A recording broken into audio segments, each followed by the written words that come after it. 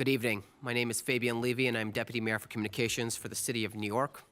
This has been a difficult week for all of us, for our city, for our state, and for our brothers and sisters in the Middle East. But while the attacks we witnessed in Israel last weekend have shaken our conscience, they have not shaken our resolve. We will not be intimidated. And here in New York, neither our city nor our state will tolerate any form of bigotry, whether it be anti-Semitism, Islamophobia, or any other kind of hate or discrimination. We are working closely with law enforcement officers, our state partners, and other cities across the country to monitor for potential threats and keep people safe. In anticipation of tomorrow's Day of Resistance that has been widely promoted on social media, the city has already had multiple meetings and calls with different Jewish and Muslim groups across the 5 boroughs throughout the day. But we wanted to speak to all New Yorkers tonight about the actions the city and the state are taking to ensure the safety of all New Yorkers. To keep you informed about these efforts, we are joined today by New York City Mayor Eric Adams, New York Governor Kathy Hochul, NYPD Commissioner Edward Caban, New York State Commissioner for Homeland Security and Emergency Services Jackie Bray, multiple additional members of the NYPD, and Schools Chancellor David Banks. First, we will hear from Mayor Eric Adams. Thank you, and I want to thank the governor for really her leadership and partnership as we ensure that all New York's state residents are safe, and we're going to continue to coordinate together. We know the entire world is horrified by the attacks the terrorist organization Hamas has made on our brothers and sisters in Israel, and we are deeply disturbed by the message of hate, urging violence in other communities in this region and around the world. It is not acceptable. And I want every New Yorker, especially Jewish New Yorkers and other groups, to know there are currently no credible or specific threats against our city. But with large-scale protests planned for tomorrow, we must remain vigilant. New York City is the most diverse city in the world, and protecting our residents is the most sacred responsibility that we have. We have directed the NYPD to surge additional resources to schools, houses of worship, to ensure that they are safe and that our city remains a place of peace. We're also stepping up NYPD patrols in other key neighborhoods to help protect all of our city residents. New York City will do whatever it takes to keep our people safe. And if New Yorkers see something, we're saying to you, do something by reaching out to your local authorities. New York City rejects terrorism, we reject hate, we stand united, and we mourn the innocent lives taken in these attacks. Let us pray for the safe return of those captured and for all those on both sides suffering the horrors of wars. We will be united together, and again, I want to thank this team, and I want to thank the governor of the state of New York for her leadership at this moment. Thank you. Thank you, Mayor. Next, we'll hear from Governor Kathy Hochul. Governor. Thank you, Mayor Adams, and once again, the two of us have been strong partners as we work to protect the public safety of all New Yorkers. And this past week has been one of unimaginable heartbreak. These attacks on innocent civilians, babies, children, grandmothers that have now unleashed a spiral of violence. We've all watched in horror and anguish as we saw so many of our own residents affected deeply, some who are over there still in harm's way. And it's a fear even within our city limits in our state that people never expected to feel again so soon. And I agree with the mayor. Reports that Hamas has called for a day of action tomorrow calls for us together to address the concerns of New Yorkers as you receive this information. And I'm proud to work with you, Mayor, and our Commissioner Caban as we update New Yorkers. But we first want to emphasize something that is simple and it's non-negotiable, that the safety of New York's Jewish communities is not up for debate. We will stand in solidarity with our Jewish friends and neighbors today, tomorrow, and every day. There is no call to violence that will shake that conviction, and there's no evil we are unwilling to confront. Before I discuss the security measures we're adopting in the state of New York tomorrow, let me tell you what we've done briefly already to protect the citizens of our state. Immediately following the attacks on Israel Saturday morning, we directed the state police to work with local law enforcement, especially here with the NYPD, to up our local patrols and outreach. Yeshivas, synagogues, and museums, cultural institutions, places that were deemed vulnerable in the city and throughout the state. Constant communication with our federal partners, state intelligence experts as we monitor any potential security threats. I physically visited our New York State Intelligence Center in Albany to get an in-person briefing. Speaking regularly with the White House. In fact, I have a call momentarily with the White House and Department of Homeland Security, Department of State for the latest updates. And as the mayor has been doing, outreach to our community groups, religious organizations, the Muslim community, the Jewish community, and also responding to any credible threats. But we all have to be clear. There is currently no intelligence showing any active threats in New York. That is the entire state of New York. But in a moment fraught like this, we will continue to exercise elevated vigilance and impose measures to deter any potential violence. Let's talk about what we're planning to do in response to tomorrow's elevated threat. We fully activated our Division of Homeland Security and Emergency Services, Office of Counterterrorism. State police have been fully activated. We have a strong presence throughout the state, as well as here in the city. We're prepared to support NYPD at our Joint Operations Center. And if we need them, we have the resources of the New York National Guard and our Joint Task Force Empire Shield ready to be activated. The National Guard is already directed to patrol key transportation hubs. We've been in contact with the MTA, the Port Authority, to ensure that they also have heightened their security measures. Our hate crime task force is on high alert and will help investigate disturbing incidents as necessary. We want to reiterate to New Yorkers, there's no reason to feel afraid. No one should feel they have to alter their normal lives or their routines. And indeed, when we change our behavior without a serious, credible threat, then we're letting the terrorists win. I want all New Yorkers to feel confident going to a synagogue, going to school, walking to the streets of New York and throughout our state over the next few days. And those who seek to use Hamas's violence as justification for violence of their own, we have no tolerance for your hate. I condemn violence of every kind in New York. And I want to be clear. When I say every kind, that's exactly what I mean.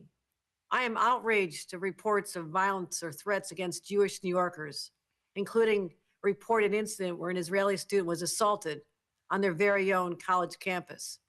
And I have zero tolerance for hate directed towards Palestinian New Yorkers, a community that is also cherished and respected in our state. Last night's reported attack in Brooklyn of a Palestinian New Yorker is also completely unacceptable and reprehensible. Public safety will always be my top priority. My commitment is to keeping New Yorkers safe. That is unwavering. And again, Mayor, so proud to team up with you once again. We have the finest working with us. I thank your team. I thank my state team. And now I want to introduce New York City Police Commissioner Edward Caban.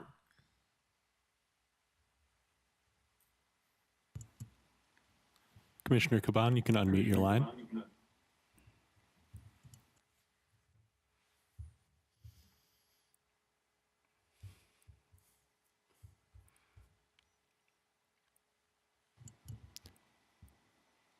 Commissioner, you can go ahead and unmute your line. Okay, Ken. Okay, we can come back to Commissioner if we get him on. Otherwise, we can take some questions from the press at this point. Great. We'll now take some on-topic questions. As a reminder, please use the raise hand function. Our first question goes to Anthony DiLorenzo. Anthony, you can go ahead and unmute your line.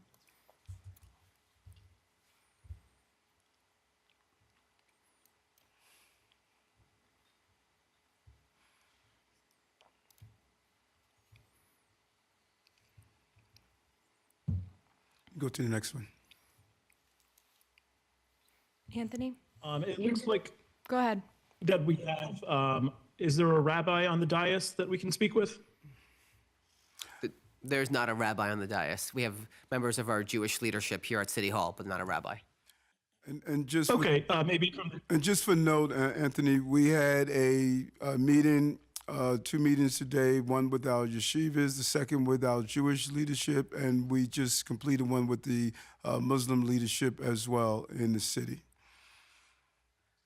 okay, my question then would be to any faith leaders, if there's any concerns specifically in how this call to action is being interpreted by members of the community or possible lone wolves, if there's been any concern from local congregants or people from the community expressing some safety concerns that they have going forward and possibly not wanting to attend Sabbath services tomorrow.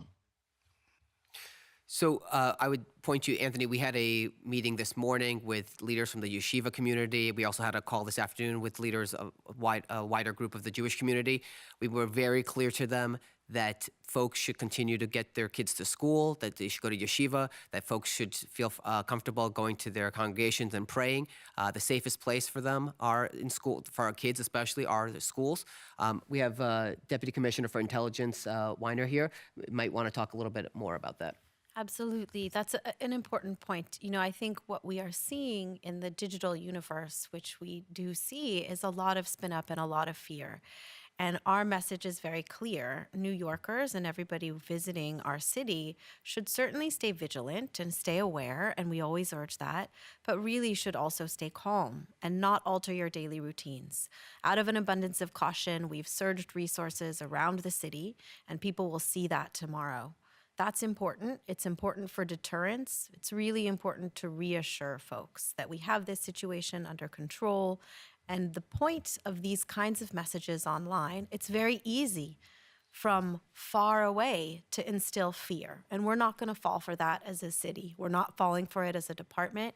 And we are collectively going to work through this. Commissioner Weiner and Commissioner Kinsella, one thing I think that was important that both of you said this morning is you're both mothers and you're both going to be sending your kids to school tomorrow.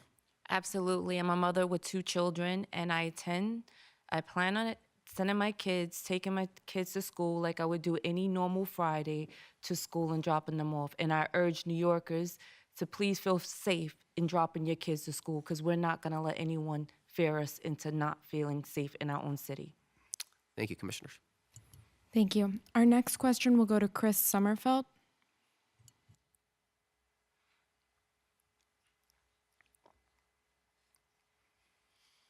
Chris, please unmute your line. Better now? Can you hear me? We can. Yes, we can.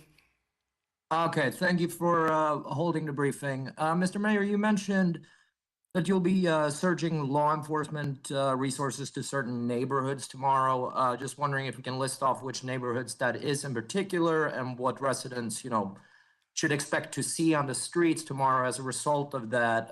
In addition, and maybe one of the law enforcement officials on the briefing can address this, there's a large-scale protest planned in Times Square again tomorrow. If you can go into a little bit what security precautions for that area in particular looks like tomorrow, that'd be appreciated. Thank you. Yeah, Chief Shell will go into the large-scale protests, but the specific deployment that we're doing, we're not going to release that information. We want to make sure that people are not planning around our deployment, but we will have deployment that's visible and that is not visible. As our intelligent Commissioner Weiner clearly states all the time, it's about making sure that our eyes and our ears are not always predicted. And so we're not going to release specific neighborhoods, but clearly we know where we have large Jewish populations in the city. But our deployment is also not only to our synagogues that are of high profile, but also many of the mosques that are high profile, because we do not want anyone that comes with an extremist mindset to attack any religious institution or house of worship, as well as our Christian locations as well, and others. Chief? Yep. So for tomorrow, we have our all out for the police department. Every member of the New York City Police Department will be ready and in uniform tomorrow. In addition to what the mayor just spoke about, we are aware of the protest tomorrow in Times Square. We are currently getting our resources together, and we will be there just like we've been there all week to keep the peace. It will not tolerate any hate, any acts of disorder. It'll be quelled quickly, and we will be ready. Thank you, Chief. Our next question will go to Craig McCarthy. Craig, you can unmute your line.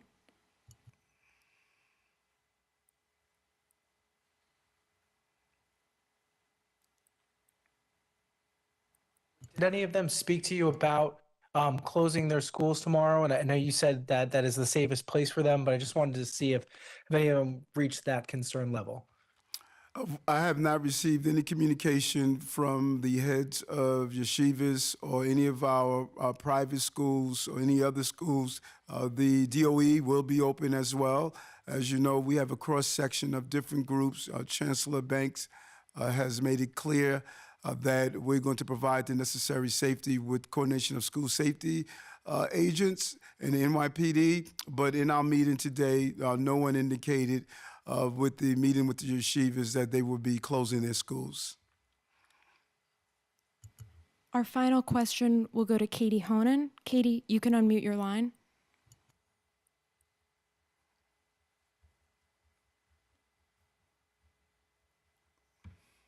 Can you hear me?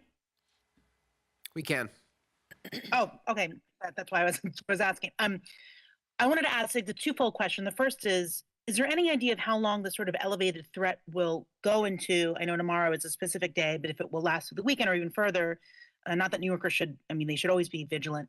And secondly, if it goes into the weekend, are there any specifications or special details about how to communicate with communities that,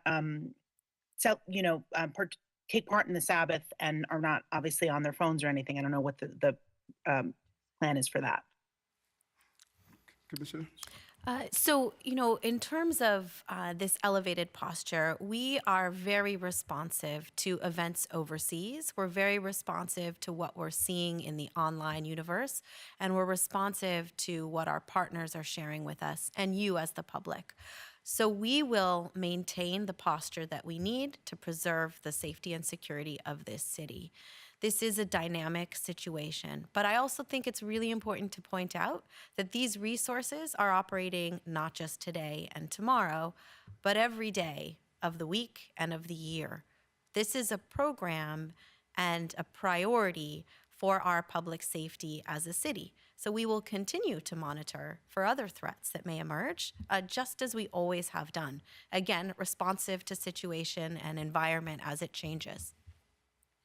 Thank you, Commissioner. I would also point out last weekend after the attacks on Saturday, we were able to get on the phone on a Zoom call with members of the religious Jewish community to make sure they're aware of everything that was going on. Jewish law allows those who practice that are Shomer Shabbat to break the Sabbath if it is a life or death scenario. And so if, God forbid, there is any kind of, while we see no threats at this time, if there is anything, New Yorkers, Jewish New Yorkers are permitted of breaking the Sabbath. Their rabbi I'm sure would approve of that. We are hopeful that doesn't become the case, but we have 8.3 million New Yorkers, and if you see something, please say something. We need the force multiplier of New Yorkers to help us out. So thank you very much for joining us today. We hope we've answered all your questions, and thank you.